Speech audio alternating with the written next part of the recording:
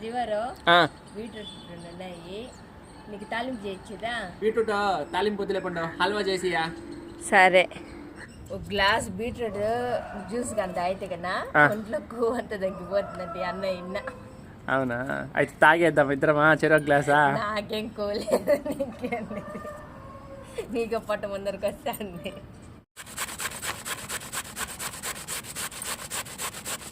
కానీ హల్వాకి ఈ పక్క దురుకోకూడదు, సన్నగా ఉండే దాని పక్కన దురుకోవాలి, అప్పుడే గవాన్ ఉడికిపోతుంది బీట్రూట్. గుడ్ మార్నింగ్ పాపా.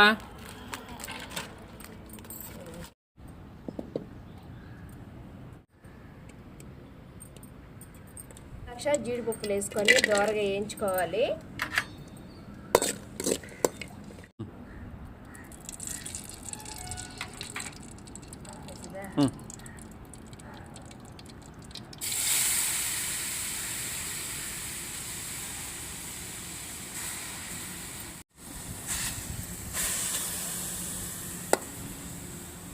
మాటలు చెప్పేదా?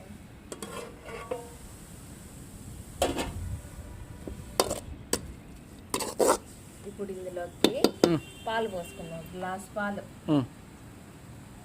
ఇవి పచ్చిపాలే.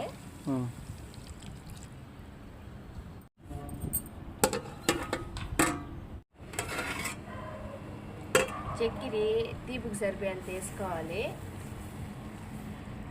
ఓయ్ ఇరిగిపోయింది బిస్కెట్. చిటికెడు ఉప్పు కూడా వేసుకోండి, తీపి అనేది పెరుగుతుంది. వేయించి పెట్టుకున్న జీడిపప్పులు కిస్మిస్లో ఇంకొక స్పూన్ నెయ్యి,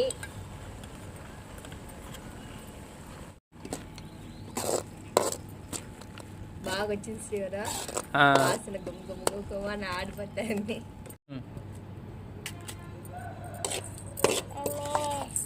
ఏ రాజు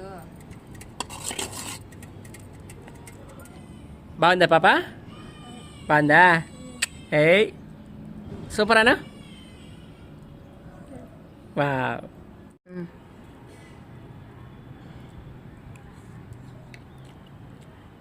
బాగుంది, సూపర్.